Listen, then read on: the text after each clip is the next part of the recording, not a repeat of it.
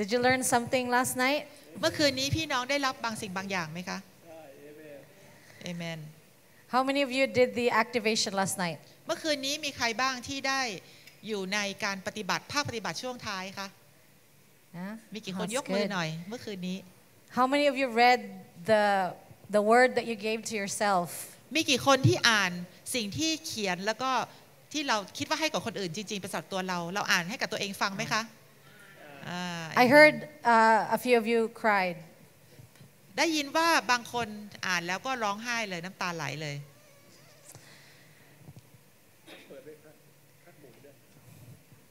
You know, we do that activation in school back in Redding, California. เราทำสิ่งนี้นะคะเป็นภาคปฏิบัติในโรงเรียน BSSM. One of the purposes of that is to prove that you can hear from the Lord. สิ่งที่เราทำเนี่ยเพื่อที่จะเป็นการพิสูจน์และบอกว่าท่านสามารถได้ยินจากพระเจ้า Sometimes it's a lot easier to hear God for somebody else and give them a prophetic word. บางครั้งเป็นสิ่งที่เรารู้สึกว่าง่ายกว่าที่เราจะฟังเสียงของพระเจ้าสำหรับคนอื่นมากกว่าฟังให้กับตัวเอง And it's a lot harder to hear God for ourselves. แล้วก็รู้สึกว่าฟังให้ตัวเองเนี่ยมันยากเหลือเกิน But if you just focus on His heart, แต่ถ้าหากว่าเราจดจ่ออยู่ที่หัวใจของพระบิดา you will find out that God's heart is for you. ท่านจะพบว่าหัวใจของพระองค์เนี่ยมีให้กับท่าน So for those of you who did the activation last night, สำหรับทุกคนที่เมื่อคืนนี้ได้ทำภาคปฏิบัติ even though Johnny tricked you, แม้ว่า คุณจอห์นนี่จะหลอกพวกเรานะคะ tricked you into thinking you were giving a word to somebody else, แล้วก็คิดว่าคำนั้นเป็นสำหรับคนอื่น where it's really for you. จริงๆแล้วเนี่ยพระเจ้าอยากจะพูดสิ่งเหล่านั้นสำหรับพวกเรา Notice the words that you wrote. ให้เราดูถ้อยคำที่เขียนลงไป That is actually God's heart for you. นั่นเป็นหัวใจของพระบิดาสำหรับเรา So encourage you, like whatever you wrote last night, keep it. อยากจะหนุนใจว่าสิ่งใดก็ตามที่เราเขียนเมื่อคืนนี้เนี่ยให้เราเก็บไว้ Our prophetic words, sometimes we can use it as a weapon. หลายครั้งคำเผยวจนะที่มีให้กับเราเนี่ยเราสามารถใช้เป็นอาวุธ When there are moments in your life that you doubt where you're at in your journey. บางครั้งเวลาที่เราเดินชีวิตกับพระเจ้าเนี่ยเรามีความสงสัยว่าเอ๊ะเรามาถูกทางหรือเปล่า Or if you're doubting if you're ever hearing from the Lord. หรือว่าสงสัยว่าเอ๊ะเราเคยได้ยินจากพระเจ้าจริงหรือเปล่า He still speaks to you. แล้วก็พระเจ้ายังพูดกับเราในเวลานี้ Remember that word, read it. และให้เราระลึกถึงสิ่งที่พระเจ้าพูดกับเราที่ค่ายนี้และเอาออกมาแล้วก็อ่านเพื่อหนุนใจ And then remind yourself และเป็น who you การ are. เตือนว่าตัวเราเองเป็นใครในพระองค์ Anyway, so today I'm gonna talk about two things like taking risks and then the ripple effect. วันนี้เนี่ยจะพูด2เรื่องนะคะเรื่องแรกก็คือการกล้าที่จะทดลองกล้าที่จะลองแล้วก็อันที่2ก็คือว่าการปรากฏการณ์การกระเพื่อม So we have like about 2 sessions in the morning, so I'm gonna share that with Johnny. จะมีตอนเช้านี้เราจะมี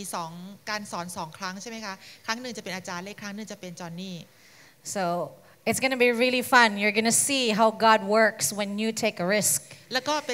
จะเป็นอะไรที่สนุกมากเพราะว่าพี่น้องจะเห็นว่าเมื่อเวลาที่เรากล้าลองสิ่งใหม่ๆเนี่ยพระเจ้าจะทำอะไรได้ Sometimes I find myself taking risk and not really knowing what's gonna happen after. บางครั้งเนี่ยดิฉันก็ก้าวออกไปนะคะในสิ่งที่ไม่รู้แล้วก็เมื่อเวลาที่เชื่อฟังพระเจ้าแล้วก็ก้าวออกไปและกล้ากับพระเจ้าเนี่ยพระเจ้าทำในสิ่งที่เหลือเชื่อเลย I'm going to share a few testimonies just to show you guys what God does when you obey Him. จะแบ่งปันคำพยาน2อันนะคะแล้วก็เพื่อเป็นการแสดงให้เห็นว่าเวลาที่เราเชื่อฟังพระองค์แล้วก็กล้าเสี่ยงเนี่ยจะเกิดอะไรขึ้น Even if you're not sure if it's going to work out in the end. ตอนที่เริ่มต้นเนี่ยยังไม่รู้ด้วยซ้ำไปว่ามันจะไปทางไหน So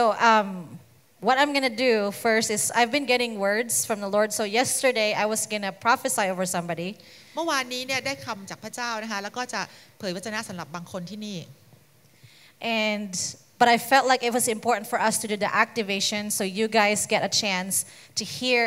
the Lord for yourself. ก็เลยแต่ว่ารู้สึกว่าต้องมีภาคปฏิบัติเพื่อที่จะมีโอกาสให้พี่น้องมีความมั่นใจและรู้ว่าเราสามารถได้ยินจากพระเจ้าได้ So if you haven't seen me do words of knowledge and the prophetic before, I'm going to give you like a little bit of information why I do how I do things. ถ้าหากว่าพี่น้องไม่เคยเห็นอาจารย์เคลื่อนโดยการใช้ถ้อยคำประกอบด้วยความรู้แล้วก็ให้ข้อมูลอะไรต่างๆที่เป็นรายละเอียดเกี่ยวกับตัวเราเมื่อปีที่แล้วเนี่ยอาจารย์จะให้พื้นฐานนิดนึง So really quickly, there's a difference between a word of knowledge and prophecy. มีความแตกต่างระหว่างถ้อยคำประกอบด้วยความรู้กับการเผยวจนะเล็กน้อย So word of knowledge is different from prophetic. So there are two different things, although they work together. โอเคสองสิ่งนี้เนี่ยอาจจะดูคล้ายกันแต่ว่าจริงๆแล้วเป็นสองสิ่งที่ไม่เหมือนกัน So I call them twins. เรียกว่าเป็นฝาแฝดนะคะ Like last night. เหมือนกับเมื่อคืนนี้ Grace, Matthew's wife, was my student. Grace นะคะคือต่อที่เป็นภรรยาของมัดเนี่ยเป็นนักเรียนของอาจารย์ Loki was in the same group. แล้วลูกหยีก็อยู่ในกลุ่มเดียวกันกับต่อด้วย And I was told that Grace wasn't here. แล้วก็ตอนแรกก่อนจะมาค่ายเนี่ยรู้อยู่แล้วว่าต่อเนี่ยไม่ได้มาค่าย And then last night Matthew tricked me. แล้วเมื่อคืนนี้เนี่ยมัดนะคะก็เล่นตลกกับดิฉัน He said, Lindsay, look. บอกลินซี่ดูสิใครมา And I looked over, I'm like, Grace. แล้วไปถึงก็ไปกอดเลยนะคะไปกอดคนนี้เลย And I hugged นะกอดอย่างแรง บอกต่อนะคะแต่ภาษาอังกฤษชื่อภาษาอังกฤษของต่อ And she was like, I'm so sorry, I'm so sorry. แล้วก็สตรีท่านนี้เนี่ยก็บอกว่าขอโทษ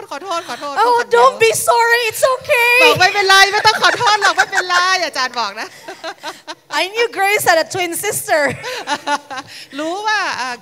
ต่อเนี่ยมี I didn't know that they looked so much alike. มีพี่สาวหรือน้องสาว So I น้อง hugged สาวฝาแฝด Diane last night. It wasn't Grace. ไม่ใช่ต่อนะคะแต่เป็นแตนชื่อภาษาอังกฤษเขาจะไดแอนไม่ใช่เกรซ So words of knowledge and the prophetic are like that. ถ้อยคำประกอบด้วย They ความ work รู้ together. They're different people. Grace and Diane. ถ้อยคำประกอบด้วยความรู้กับการเผยพระชนะเนี่ยคล้ายๆอย่างนั้นเป็น So they can be easily confused. So there's a difference between Grace and Diane. Sorry. For words of knowledge and the prophetic. Sorry. อาจจะดูคล้ายคลึงกันแต่ว่าเป็นคนละคนกันนะคะ So words. Sorry. I just can't get over like how embarrassed I was last night. เมื่อคืนอาจารย์ลินซี่แบบเต็มรักเลยนะคะ Diane, wherever you are, I'm so sorry. ไดแอนพูดได้อย่างเดียวว่า sorry ขอโทษ So, is she here? อยู่ข้างหลัง ค่ะ Yeah, she's at the back. At the back. Where are you here? Can you wave your hand, Diane? Where's Diane? แต่โบกมือหน่อยได้ไหมคะอยู่หรือเปล่า Oh, อยู่ในห้องน้ำโอเค she's in the back. Maybe I embarrassed her and she quickly left. เมื่อคืนอาจารย์ลินซี่หน้าแตกเลย So words of knowledge deals with, I'm going to start with prophetic. Prophetic deals with potential truths. การเผยพระชนะคือความจริงที่เป็นไปได้ So from present to future. ดังนั้นจากปัจจุบันนี้จนถึงอนาคต Anywhere from a word of encouragement to something that you would prophesy something for the future. สิ่งที่เป็นการหนุนใจณเวลานี้หรือว่าเป็นสิ่งที่จะเกิดขึ้นในอนาคต A word of knowledge deals more with facts. แต่ว่าถ้อยคำประกอบด้วยความรู้เนี่ยเป็นข้อเท็จจริงมากกว่า From past to present. ตั้งแต่อดีตมาจนถึงปัจจุบัน Meaning things already have happened. บางสิ่งที่เคยเกิดขึ้นเรียบร้อยแล้ว Or is currently true about yourself. หรือว่าเป็นเรื่องจริงที่เกิดขึ้นกับเราในปัจจุบันนี้ So an example of a word of knowledge is your birthday, because that's true. It's your birthday. ยกตัวอย่างเช่นวันเกิดของเรา Your birthday, where you were born, where you work. เราเกิดที่ไหนเราทำงานที่ไหนนี่เป็นข้อเท็จจริงของเรา So for me, the way that the Lord works with my gifting is that I love numbers. สำหรับส่วนตัวดิฉันเองเนี่ยฉันเป็นคนที่ชอบตัวเลขนะคะพระเจ้าก็ใช้วิธีนี้ And this is one of the things that you need to understand. แล้วก็อันนี้เป็นสิ่งที่พี่น้องต้องเข้าใจว่า That the Lord uses what you already love. พระเจ้าใช้สิ่งที่เป็นความชอบส่วนตัวของเราอยู่แล้ว What you're passionate about. เป็นสิ่งที่เรามีใจชอบ How you hear from Him. แล้วก็เป็นวิธีที่เราได้ยินจากพระเจ้า He uses that to speak to you and to speak through you to other people. พระเจ้าใช้วิธีนั้นในการพูดกับเราและพูดผ่านเราให้กับคนอื่นได้ Sometimes we don't recognize that you are actually operating in the word of knowledge บางครั้งเราอาจจะไม่รู้ด้วยซ้ำไปว่าเรากำลังใช้ถ้อยคำประกอบด้วยความรู้อยู่ because it doesn't look like how I do it or how Johnny does it. เพราะว่ามันหน้าตาไม่เหมือนกับที่อาจารย์ลินซี่ทำหรือว่าเหมือนกับคุณจอห์นนี่ทำ Well, this looks like me. แต่ว่าอันนี้เนี่ยวิธีการนี้เนี่ยเหมือนเป็นสิ่งที่อาจารย์ทำเป็น And the way that you would do it would look like you. แล้วก็วิธีการที่พี่น้องเคลื่อนในถ้อยคำประกอบด้วยความรู้เนี่ยจะเป็นลักษณะของพี่น้องเอง Sometimes you miss that you're actually hearing from the Lord as a word of knowledge, and you miss leaning in order for you to hear from Him and give a prophetic word. บางครั้งเนี่ยการที่เราได้ถ้อยคำประกอบด้วยความรู้ที่มาจากพระเจ้าเนี่ยแต่บางครั้งเราไม่ได้เอาตัวของเราเนี่ยเข้าไปใกล้พระเจ้าพอทำให้เราสูญเสียโอกาสในการที่จะให้ถ้อยคำนั้นให้กับคนอื่น That's why I had you do the activation first last night, so you know how you hear from the Lord. ดังนั้นเมื่อคืนนี้เนี่ยจึงให้เรามีภาคปฏิบัติก่อนเราจะได้เข้าใจว่าเราได้ยินจากพระเจ้าอย่างไร So you can begin to use the way that you hear from Him, or what you love to do. If you love to dance or you love to paint, He uses that to get a word of knowledge so you can prophesy over somebody. เราอาจจะมีบางสิ่งบางอย่างที่เราชอบหรือเรามีความสามารถส่วนตัวที่เราอยากที่เราทำบ่อยๆเนี่ยเช่นอาจจะเป็นการเต้นเป็นการวาดรูปหรืออะไรก็ตามเนี่ยพระเจ้าสามารถใช้สิ่งเหล่านั้นในการที่เป็นถ้อยคำประกอบด้วยความรู้ให้กับคนอื่นได้ So like for example, for me, I love numbers. สำหรับส่วนตัวดิฉันเนี่ยฉันชอบตัวเลข I have a degree in management and accounting, so I love numbers and being in charge. เพราะนั้นจบมาทาง จบมาทางบัญชีนะคะเพราะนั้นชอบตัวเลขมากแล้วก็เป็นแบบมียุทธวิธีที่แบบชัดเจน How many of you love math? มีกี่คนคะชอบ Don't be ค shy. ณิตศาสตร์มีใครชอบคณิต There's ศาสตร์ not บ้างขอ many of มือ you. หน่อย I love math. โอ้โห Math people, raise your hand. It's okay. So ชอบตัวเลขนะชอบตัวเลขหลายคนเลย I also love dates. แล้ว Dates, like dates. ชอบวันที่ด้วยนะคะวันที่ My family always teases me because I have an anniversary for everything. ครอบครัวดิฉันเนี่ยก็มักจะล้อเลียนนะคะเพราะว่าอาจารย์เนี่ยมีวันครบรอบสำหรับทุกสิ่งทุกอย่างที่เกิดขึ้นในชีวิต I like to remember moments. ชอบที่จะจำเหตุการณ์ที่เกิดขึ้นเจาะจง Like when I first met you, if I remember, I will celebrate that every year. แล้วถ้าหากว่าเป็นครั้งแรกที่จำได้ว่าวันนี้เนี่ยเราเคยเจอกันครั้งแรกอาจารย์ก็จะเฉลิมฉลองบอกโอ้โหเนี่ยเราฉลองวันครบรอบที่เราเจอกัน1 ปีอะไรอย่างเงี้ย Like my husband, I remember when I first met him. เช่นเวลาที่พบกับสามีครั้งแรกจำได้เลยเป็นวันที่เท่าไหร่ So we have an anniversary for that. เราก็เลยมีวันครบรอบที่เจอกันครั้งแรกกับสามี The reason why I remember because I didn't like him the first time I met him. เหตุผลก็คือว่าครั้งแรกที่เจอหน้าว่าที่สามีเนี่ยไม่ชอบเขาเลย The reason I remember is because we met at a youth camp. เหตุผลที่จำได้เพราะว่าเราไปเจอกันที่ค่ายอนุชน And we had a banner. We had to take a photo like you guys do every year. We had to take a photo of it, of everybody. So we had a banner in front. เราก็ต้องถ่ายรูปใช่ไหมคะตอนท้ายค่ายแล้วก็มีป้ายอยู่ข้างหน้า And it has the dates. แล้วก็ป้ายนั้นมีวัน So like, ที่ wow, look at that photo. บอกว่าโอ้ดูรูปนั้นสิ This is when we first met. I remember meeting you the first day and I didn't like you. นี่ไง นี่ไงเราเจอกันครั้งแรกวันที่เท่านี้แล้วเป็นครั้งแรกฉันเจอแล้วฉันไม่ชอบเธอ He was so loud and tall, you know. เพราะว่าเขาสูงมากแล้วก็เป็นคนเสียงดังนะคะ So loud. เสียงดังมาก He's tall like Johnny. แล้วก็สูงเหมือนกับคุณจอนนี่นะคะ And white like Johnny. แล้วก็เป็นคน Well, actually, he's a little bit darker than you, right? แต่ว่าสีอาจจะเข้มกว่านิดนึง So I celebrate that every year now. แล้วทุกปีนะคะก็จะฉลองวันที่เจอกันครั้งแรก I have an anniversary of when our first date was. แล้วก็มีการเฉลิมฉลองวันที่เราไป We celebrate that every year. ออกไปใช้เวลาด้วยกันครั้งแรก And then when he proposed to me, I remember. แล้วก็วันที่เขาขอแต่งงานก็จำได้ I remember moments, and I like to treasure the moments when because I want to feel them. จำเหตุการณ์ที่เจาะจงแล้วก็ชอบที่จะเก็บรักษาไว้เป็นเหมือนกับสมบัติส่วนตัว I remember the first time I met Johnny. ครั้งแรกที่พบจอห์นนี่ก็จำได้ We will tell you that story like in the next session maybe. ครั้งต่อไปเนี่ยอาจจะเล่าเรื่องนี้ให้ฟัง Very significant. So I celebrate that every year too. ทุกปีเนี่ยก็จะเฉลิมฉลองสิ่งนั้นด้วยที่เจอจอห์นนี่ครั้งแรก And the funny thing is God gives me numbers and dates. พระเจ้าก็ให้ตัวเลขแล้วก็ให้วันที่กับดิฉัน He uses that for me to do a word of knowledge. แล้วก็พระเจ้าก็ใช้สิ่งเหล่านั้นเนี่ยในการที่ให้ถ้อยคำประกอบด้วยความรู้ And if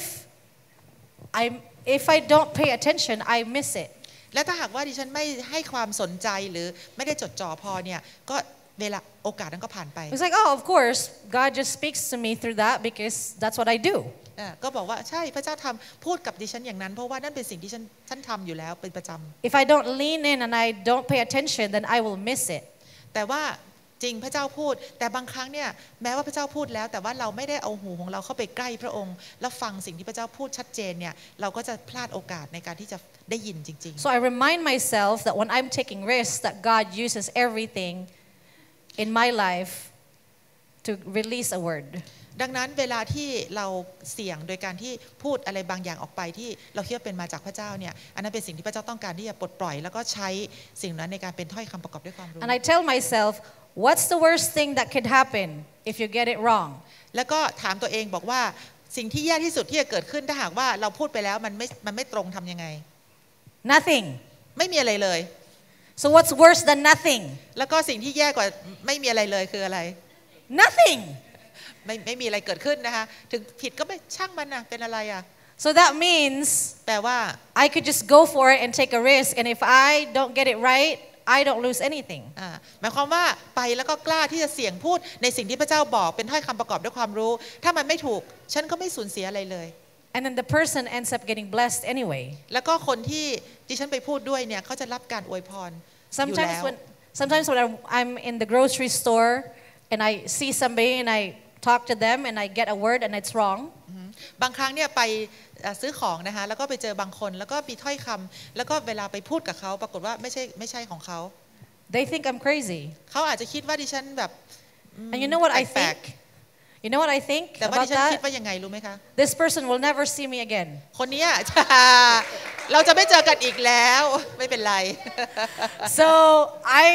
I'm just gonna go ahead and take a risk anyway. ฉันก็จะยินดีที่จะกล้าไปพูดอย่างนั้นเพราะว่ายังไงก็ไม่เจอเขาอะ And you know what story I will hear in heaven about that? แล้วก็เวลาที่ขึ้นไปสวรรค์แล้วเนี่ยก็จะได้ยินเรื่องราว I play it in my head. แล้วก็ I play it in my head. มีความจินตนาการว่าเมื่อเวลาที่ขึ้นไปสวรรค์แล้วเนี่ยเรื่องนี้เนี่ยมันจะออกมาเป็นยังไง I could imagine this person coming to me, Lindsay. อาจจะแบบว่าคนนี้เนี่ยวิ่งมาหาอาจารย์ลินซี่นะคะอาจารย์ลินซี่จินตนาการอย่างนี้บอกว่าไปสวรรค์แล้วก็คนนี้มาแล้วก็เห็นอาจารย์ลินซี่แล้วเรียกลินซี่ You don't remember me, but we ran into each other in the grocery store, and you asked me if my name was John. จำได้ไหมเราไปเจอกันที่ร้านขายของเนี่ยแล้วก็คุณบอกว่าผมเนี่ยชื่อจอห์น And I said no. แล้วก็ฉันน่ะตอบคุณว่าไม่ And you asked me if my birthday is July 15th. แล้วบอกว่าวันเกิดฉันกรกฎาคมวันที่15หรือเปล่า And I said no. แล้วผมก็บอกว่าไม่ถูก And you prayed for me anyway. แล้วคุณก็อธิษฐานเผื่อผม Even though you got everything wrong, I went home. แม้ว่าคุณพูดสิ่งที่เกี่ยวกับผมเนี่ยผิดทุกอย่างแต่ว่าผมกลับไปที่บ้านแล้ว And I started thinking about the crazy Asian lady I met at the store. แล้วก็เริ่มต้นคิดถึงผู้หญิงคนนี้ที่แปลกๆเป็นคนเอเชียที่มาที่ฐานเผื่อผมเนี่ย You planted a seed in my heart for Jesus to come. เพราะคุณทำบางสิ่งบางอย่างก็คือให้เมล็ดแห่งความเชื่อเนี่ยเข้าไปในใจผมให้พระเยซูทำงานในใจผมได้ And I've been trying to find you. แล้วก็พยายามจะมองหาคุณ So I'm so excited to meet you. Now we're both dead. หาคุณในโลกแต่ไม่เจอแต่ว่าไปเจอกันบนสวรรค์แล้วดีใจจังเลยที่มาเจอบนสวรรค์ Can you imagine? I mean, I'm making that up in my head. อันนี้เป็นสิ่งที่ดิฉันไปจินตนาการนะคะว่าคนที่ฉันพูดไปแล้วเนี่ยเขาเป็นคำที่ผิดสำหรับเขาแต่ว่าสิ่งนี้จะเกิดขึ้นในสวรรค์ When you have fun with the Lord, เวลาที่เราสบายกับพระเจ้ามีความสุขกับพระเจ้า you just go for it and you don't even think about it. แล้วก็เราก็ทำไปเลยโดยที่เราไม่ต้องคิดมาก So that's what I want to encourage you today. Like, take risks. ในวันนี้นะคะอยากจะท้าทายพี่น้องว่าให้เรากล้าลองสิ่งใหม่ๆ Because you never know where your risk taking will take you and the person that you prayed for. เพราะเราไม่มีทางจะรู้ว่าการเสี่ยงของเราหรือการที่เรากล้าทำสิ่งใหม่ๆเนี่ยจะพาเราไปในที่ไหน